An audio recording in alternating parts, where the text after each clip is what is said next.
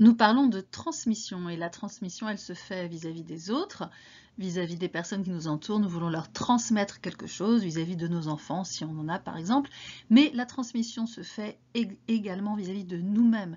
Qu'est-ce que nous voulons nous transmettre à nous-mêmes?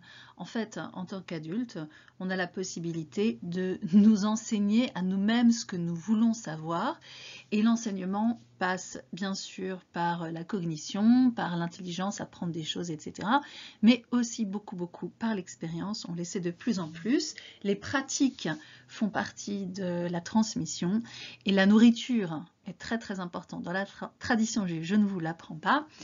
Les objets aussi ont une grande importance. Ce sont à ces deux vecteurs que nous allons nous attacher dans cette petite vidéo. Donc la transmission, transmettre par les choses les plus concrètes et les plus intimes qui fonctionnent pour tout le monde. Et donc ce concret-là, cet aspect concret est fédérateur dans la tradition juive parce qu'il s'adresse à tous les âges. Quel que soit notre âge, nous sommes sensibles à ce que nous mangeons, aux odeurs que nous percevons, aux objets que nous voyons et que nous touchons. Ça s'adresse également à toutes les croyances parce qu'il n'y a pas de dogme auquel il faille adhérer pour pouvoir profiter de cette expérience partagée, et ce qui donne une grande liberté, en fait, de se rassembler et de transmettre sans qu'il y ait de pensées oppressives ou contraintes, mais en toute liberté. Et puis ça s'adresse aussi à tous les degrés de connaissance, parce que quel que soit notre degré de compréhension des choses, le fait de ressentir des choses positives, ça nous renforce dans notre identité et dans ce qui compte pour nous. C'est toute cette idée qu'on a dans la tradition juive, d'essayer de créer un cadre qui récompense le bien. En fait, quand on fait quelque chose de bien dans la vie, on n'est pas toujours récompensé, mais par contre, on peut faire un cadre où quand on fait quelque chose de bien, nous nous récompensons nous-mêmes. C'est ce que nous faisons, par exemple, très concrètement avec le Shabbat. Après avoir travaillé pendant 6 jours, œuvré activement à la correction du monde au Tikkun Olam, on a travaillé pendant 6 jours. Le 7e, nous nous récompensons en nous donnant à nous-mêmes le Shabbat, par exemple. Ce n'est qu'un exemple, mais donc ce concret fédérateur dans le judaïsme s'adresse à tous les âges, toutes les croyances, tous les degrés de connaissance. Il nous rassemble. Et notre façon de procéder, toujours, inclut une étude des sources pour qu'on comprenne comment les pratiques se créent. C'est important parce que ça nous permet d'enlever les fantasmes autour de tout a toujours existé, toujours de la même façon, avec potentiellement des menaces qu'il y a derrière.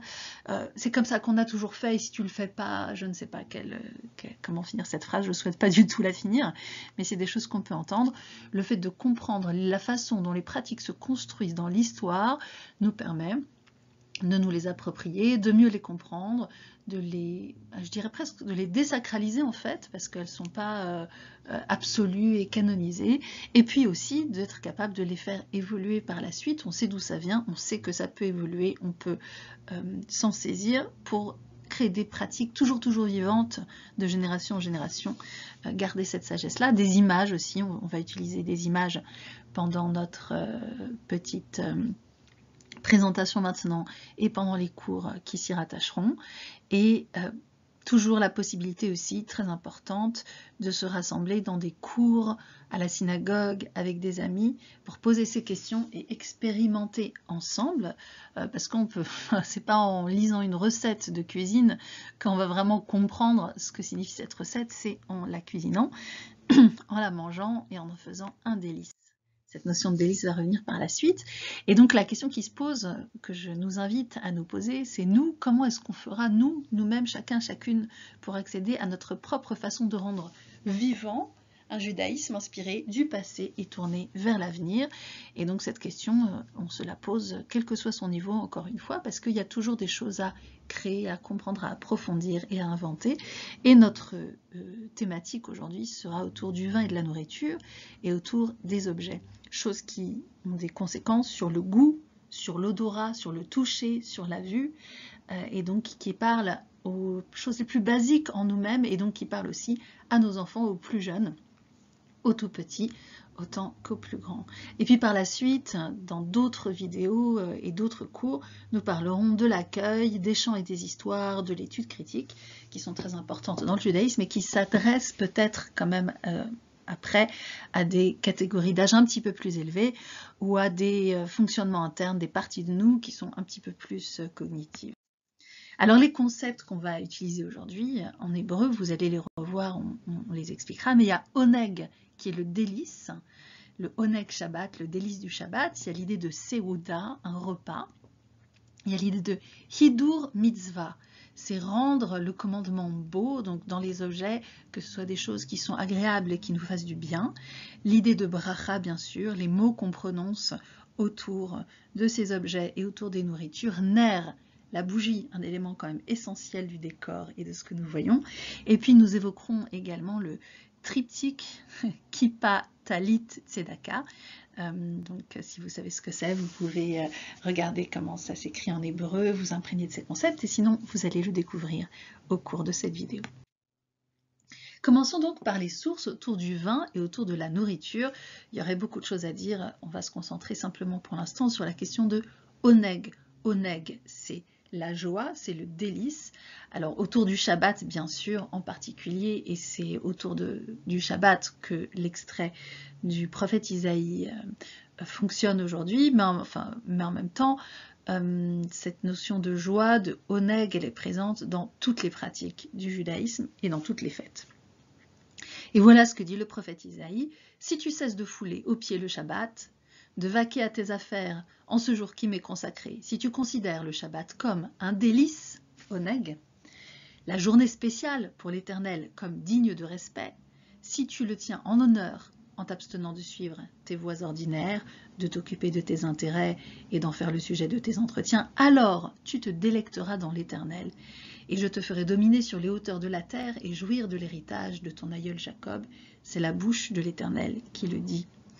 L'idée, c'est d'être capable de prendre du recul sur les choses et de pouvoir goûter comme un délice. Et donc, on va voir comment ce délice se décline, qu'est-ce qu'il veut dire de façon concrète. Et dans la tradition juive, le concret est très, très, très important. Et c'est pour ça que la nourriture, qui est quand même l'exemple fondamental du concret, est essentielle. Et donc, c'est pour ça qu'il y a 3 repas le Shabbat. Seuda, c'est un repas. Seudot, ce sont des repas. Et donc, dans le traité du Talmud de Babylone, Shabbat 117b, on dit: les sages ont indiqué combien de repas l'être humain doit-il manger le Shabbat? 3.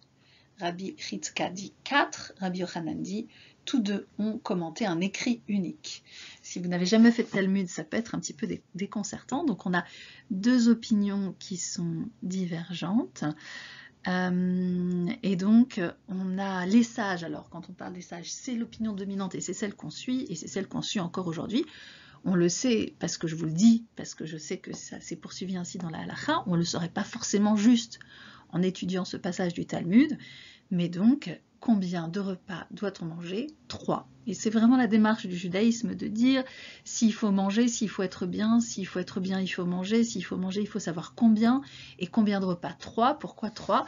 Parce que dans l'Antiquité, on mangeait 2 repas, et donc 3 c'est plus. C'est quelque chose de spécial qui augmente la beauté et le plaisir du Shabbat.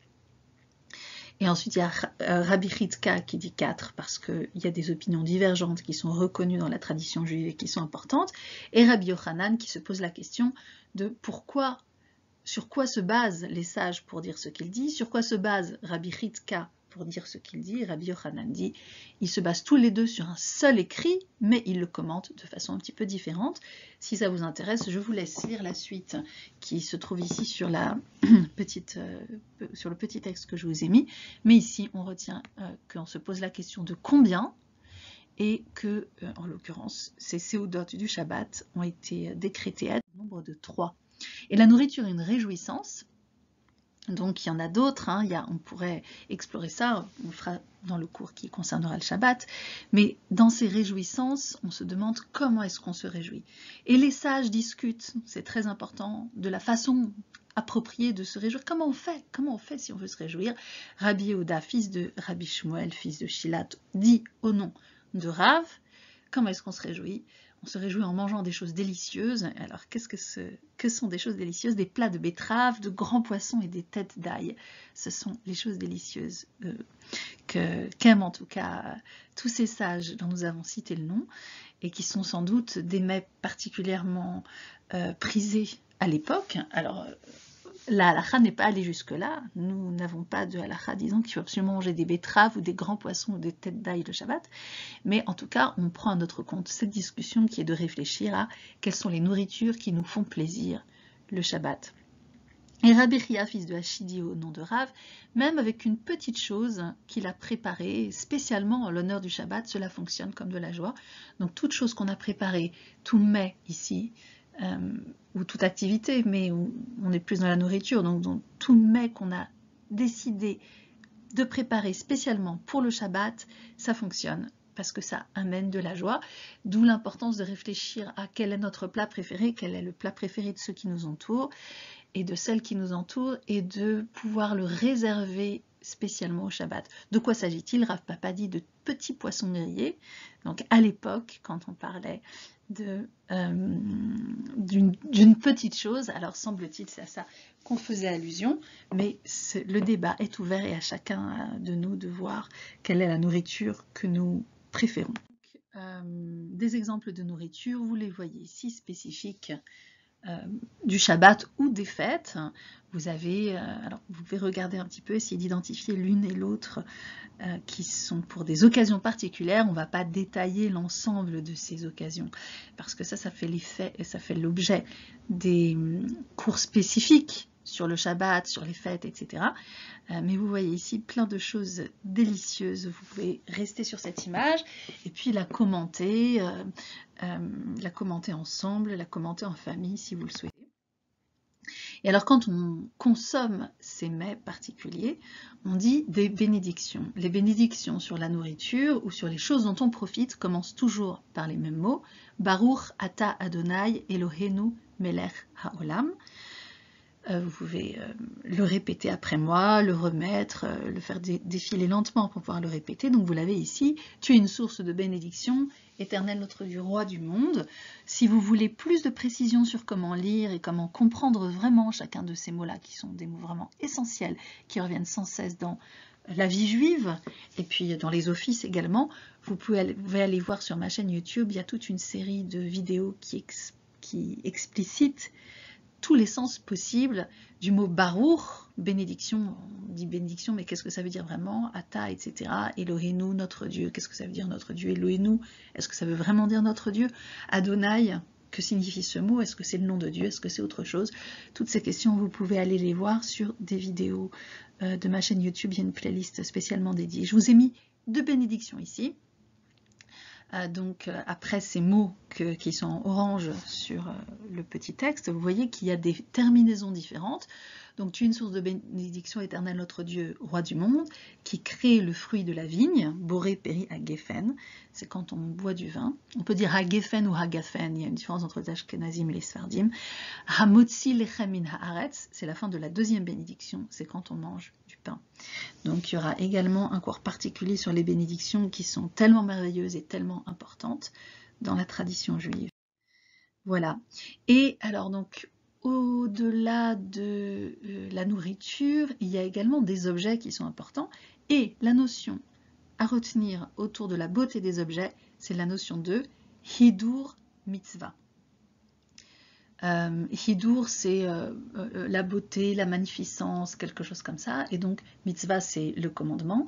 Donc, lorsqu'on fait quelque chose qui nous tient à cœur, on tient à le faire vraiment, vraiment bien. Et pas seulement que ce soit fait, mais que ce soit fait bien, que ce soit beau, et puis peut-être aussi que ce soit facile à faire, que ce soit préparé.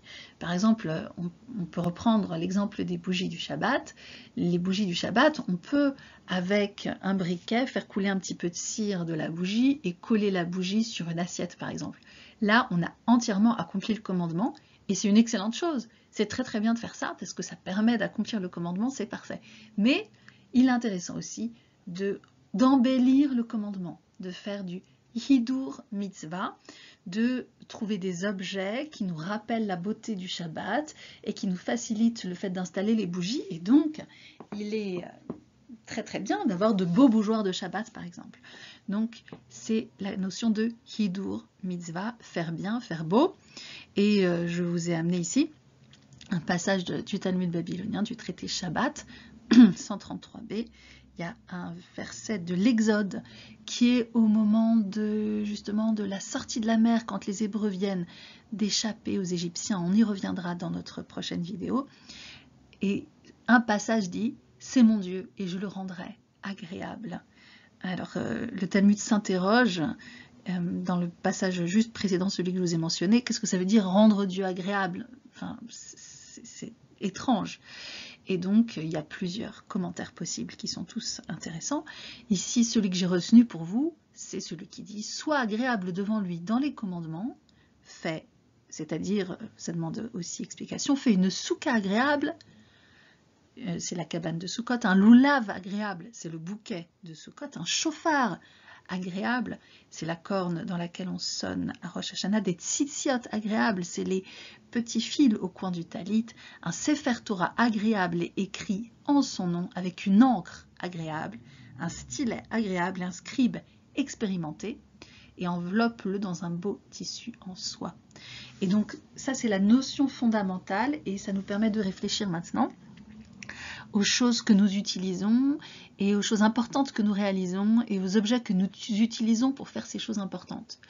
Et donc, on n'est pas dans une perspective de multiplier les objets, pas du tout, parce que ça n'aurait pas forcément de sens. Mais par contre, que les choses qu'on utilise, elles soient belles et elles nous rendent heureuses d'agir. Et c'est ça l'idée de Ido. Voici par exemple différents objets, vous pouvez regarder s'ils vous plaisent, si vous les trouvez beaux, si vous comprenez leur utilité. Il y a deux coupes, la coupe du prophète Élie et la coupe de Myriam. On en saura plus quand on parlera de Pessah. Il y a plein d'objets, donc vous voyez un plateau du Seder sur lequel on peut poser chacun des éléments importants du Seder qui permet visuellement d'identifier tous ces éléments et de se les représenter, et c'est très très important. Et puis en même temps, qui permet simplement de savoir où on en est. Il suffit de poser ce plateau du Seder sur la table, de le remplir au fur et à mesure des choses qu'on a préparées pour la fête, et on voit tout de suite où on en est. En haut à gauche, vous voyez aussi écrit, si vous arrivez à distinguer, Rachatz. Il s'agit d'un broc et d'un saladier pour se laver les mains à Pessah. Donc il y a un moment dans le Seder de Pessah à Pâques, où on se lave les mains. Avoir cet objet permet de le faire de façon agréable et de le symboliser. Vous voyez également différents autres objets que je vous laisse vous-même analyser. Mais donc, il y a des objets et c'est bien de voir qu'il existe de beaux objets, de se faire une idée de ceux qui ont un sens pour nous. Ici, vous voyez d'autres objets qui sont relatifs à Rosh Hashanah.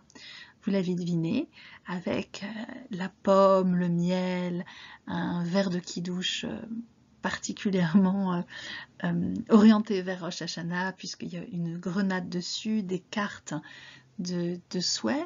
Donc tous ces objets, c'est quelque chose d'extrêmement concret et encore qui permettent à des enfants de voir, de signer une carte de Rosh Hashanah ou de faire même un petit gribouillis, mais ça a c'est quelque chose qui a du sens et qui rend concret le recommencement de. On regarde ici la fête suivante dans le calendrier juif, c'est la fête de Sukkot. Donc vous voyez des cabanes de différents ordres. Vous voyez que quelqu'un a été créatif, fait une cabane en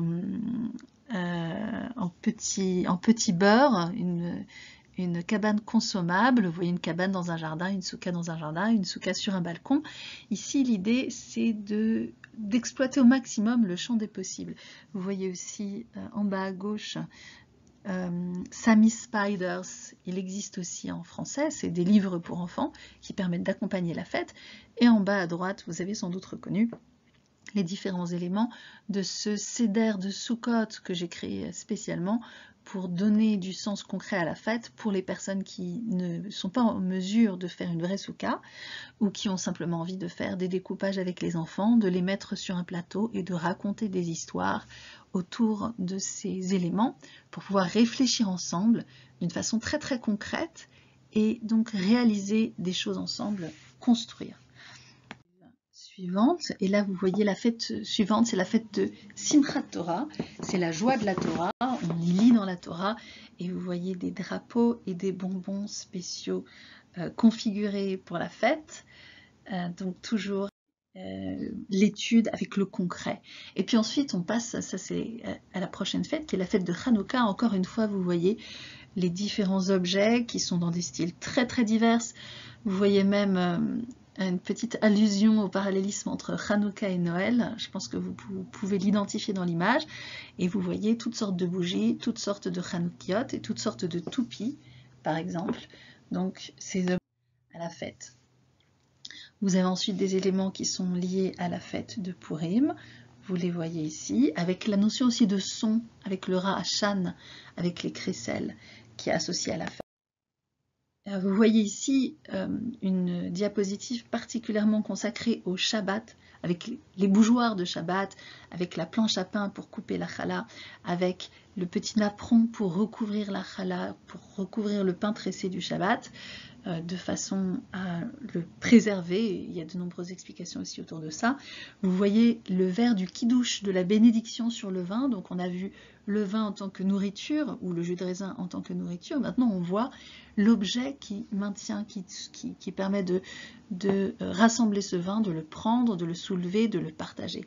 Et vous voyez en bas à gauche une bougie de Havdalah et un set de Havdalah.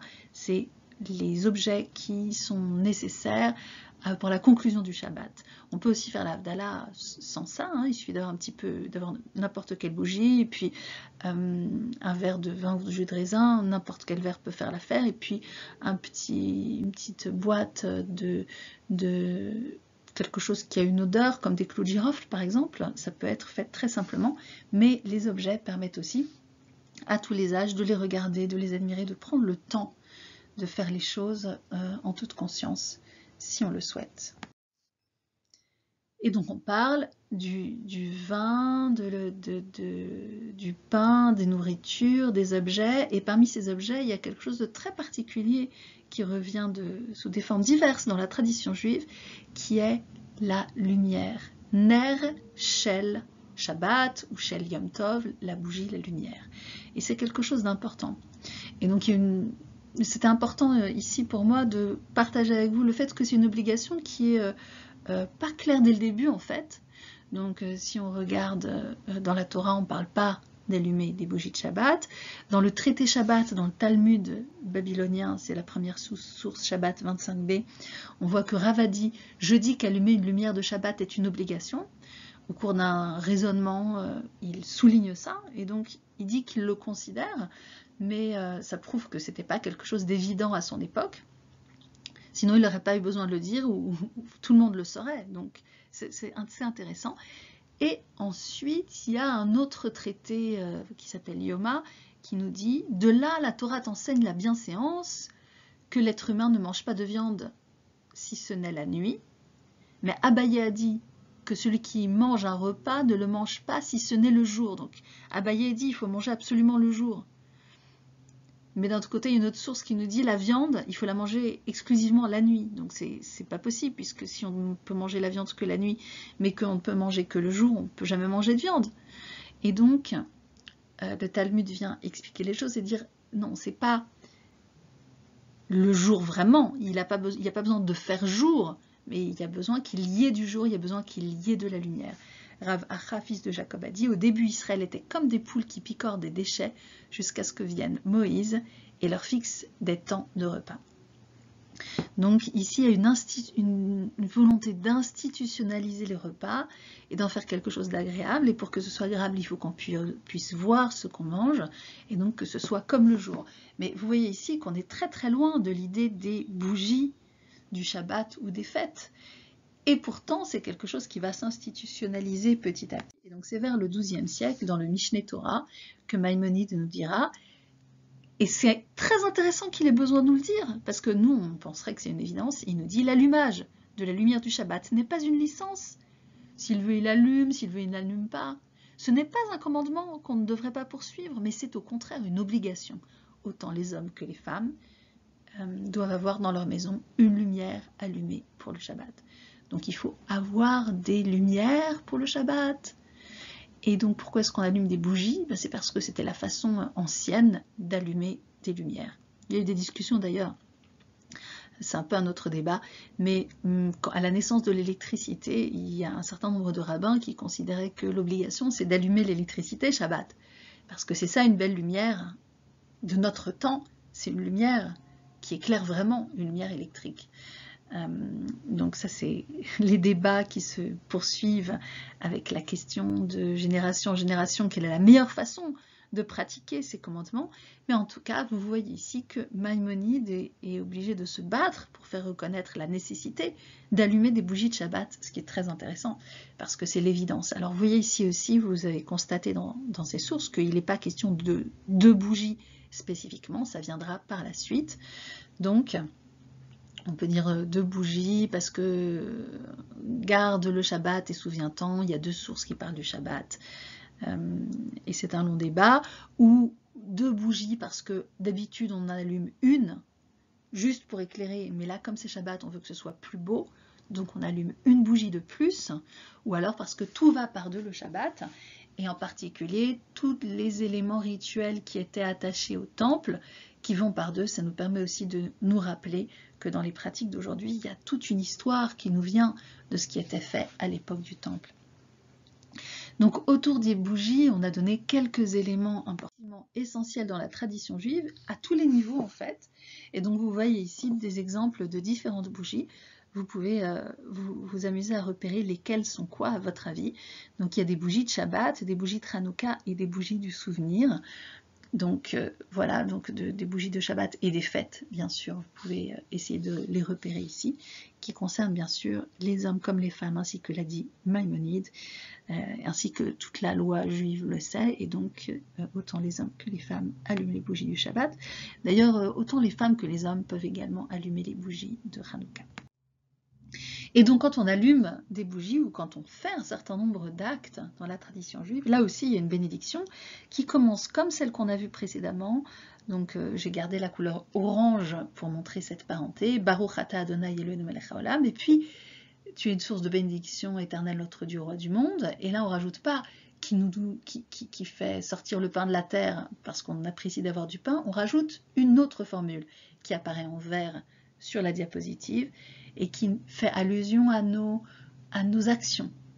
Donc tu es une source de bénédiction éternelle, autre Dieu, roi du monde, qui nous a rendus spéciaux par ses commandements et nous a commandé de faire quelque chose. Donc ça c'est pour les bénédictions qui concernent cette joie qu'on a d'être dans l'action. J'ai donné ici deux exemples. Les hadlik ner shel Shabbat, d'allumer la lumière du Shabbat, ou al netilat yadaim, de nous laver les mains. Donc ces deux bénédictions qui interviennent dans l'ordre du vendredi soir. Donc on allume les bougies et on se lave les mains. Et dans ces deux actes, il y a une bénédiction qui accompagne cette pratique. Donc nous connaissons la bénédiction pour les bougies. On aurait pu rajouter encore une strate de couleurs pour rajouter les hadlik ner shel Hanouka, d'allumer la bougie de Hanouka, les hadlik ner shel Yom Tov, d'allumer la bougie de Yom Tov, etc. Donc il y a des terminaisons différentes pour les différents types de bougies que nous allumons. Il y a trois autres éléments très concrets, trois autres objets essentiels dont il est important de parler maintenant. Et donc on va s'y attacher rapidement. Il y a la kippa, le talit et la l'occasion d'étudier davantage par la suite, mais c'est important de voir quand même, de se rendre compte de ces objets. Et donc vous voyez ici des kippotes de toutes sortes. Alors il y a un petit truc quand même, c'est parce que le petit chaperon rouge en hébreu, ça se dit kippa adouma. Donc juste pour montrer, pour se souvenir que tous ces mots qui ont des connotations très religieuses, pour nous, comme la kippa, en réalité, ce sont des mots du langage courant, potentiellement, dans la tradition juive. De même que mettre une kippa, c'est peut-être quelque chose de sacré, mais c'est surtout un acte de la vie courante, en fait. C'est comme ça qu'on fait, pour symboliser un certain nombre de choses. Ça rentre simplement dans la vie, c'est pas... Il n'y a pas besoin de rentrer forcément dans d'énormes explications mystiques autour de ça. Et d'ailleurs, vous voyez bien qu'il y a différentes façons de porter la kippa, différents types de kippotes. J'ai tenu à mettre aussi des images de femmes portant la kippa ici pour casser ce tabou autour de la kippa qui peut être porté autant par les femmes que par les hommes, surtout s'il y a des traditions dans ce sens. C'est peu le cas en France, mais c'est beaucoup plus le cas par exemple aux États-Unis où on peut avoir des générations de femmes qui portent la kippa et pour qui c'est absolument une évidence. Donc ici, c'est le talit, et le talit, c'est important de le souligner aussi, vous voyez dans les images qui sont présentes ici, combien il fait partie du quotidien, parce que on peut simplement le porter autour de soi, et vous voyez un talit très très classique en bas à gauche avec son petit sac, le petit sac qui l'accompagne. Vous pouvez voir un talit en soie qui a une connotation plus féminine. En bas à gauche, c'est le talit classique, en bas à droite, c'est un talit en soie. Ceci dit, les hommes ont le droit de porter tous les talits qu'ils veulent, indépendamment, en choisissant les couleurs qui leur conviennent. Vous voyez un usage du talit autour de la Birkat Kohanim, de la bénédiction que les prêtres faisaient au temple et aussi que les parents font aux enfants traditionnellement. Donc c'est un objet qui est très très chaleureux, le talit, qui entoure la personne qui le met, qui permet de prendre un temps pour soi-même, qui est très sensuel, qui fait appel à tous nos sens et sous lequel également on peut abriter toute sa famille. Donc par exemple le soir de Kippour, il est coutumier de mettre le talit au-dessus de toute la famille, et puis des amis, et puis des gens qui seraient seuls. C'est possible aussi de prendre ses enfants sous son talit. Donc c'est un objet qui est très très concret encore une fois et qui symbolise beaucoup de choses, on y reviendra. Mais pour l'instant, on s'attache surtout au fait que c'est un objet qui donne de la chaleur et qui crée quelque chose quand on l'utilise pour les enfants de tous les âges et pour les adultes aussi. Ce que vous voyez au milieu, c'est un talit qui est utilisé comme une roupa. Donc vous avez ce grand... Et puis, la dernière chose qui est très intéressante et très importante, c'est la boîte de tzedaka. Et encore une fois, l'objet ici nous permet d'avoir une appréhension très concrète et de nous souvenir sans cesse de choses qui sont parfois plus abstraites. La tzedaka, c'est le rétablissement de la justice sociale par le fait de s'entraider financièrement. Et donc, c'est un commandement qui consiste vraiment très très régulièrement à mettre des pièces dans une boîte pour les mettre de côté, pour les donner à des gens qui en ont besoin. Donc vous voyez encore une fois la diversité de l'objet et son rôle pour habiller notre quotidien des valeurs qui sont importantes pour nous.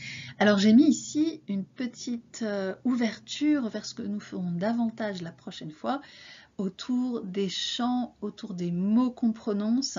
Et donc vous pouvez d'ores et déjà sur mon site rabbinchinski.fr télécharger, si vous le souhaitez, cette petite feuille qui vous permet en français, en translittération et en hébreu de faire exister toutes ces questions de Shabbat. Vous y retrouvez les bénédictions qu'on a déjà mentionnées.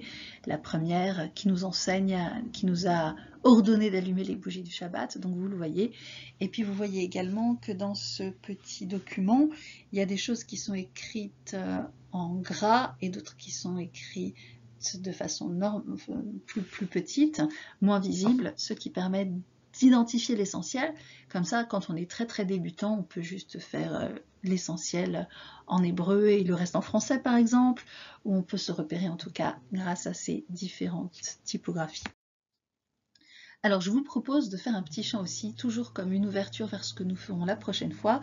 La prochaine fois, on parlera donc des chants et des histoires qui accompagnent les pratiques du quotidien pour nous-mêmes, parce que ça touche notre imagination et beaucoup d'autres choses en nous.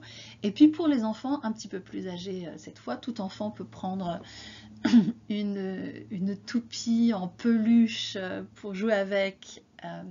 Pendant la période de Hanouka, par exemple, tout enfant peut prendre un petit peu de miel dans sa bouche pour donner du sens, pour donner de la force à l'expérience de l'entrée dans la nouvelle année juive.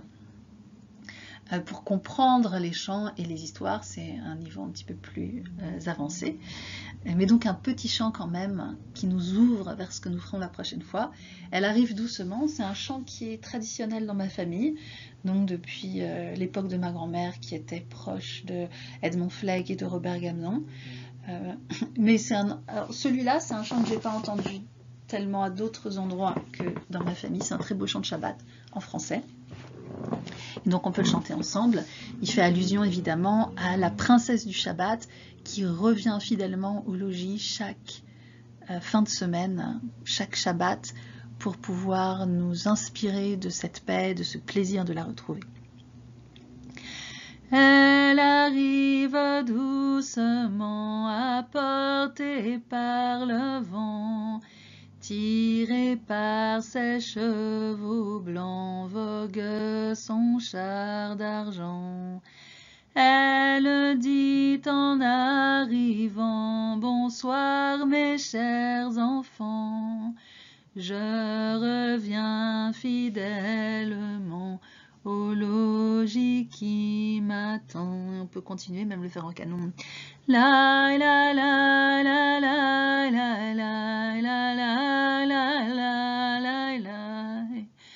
la la la la la la la la la. Nous en dirons plus sur les chants la prochaine fois. Et donc, pour conclure, que retenez-vous de l'importance des nourritures et des objets?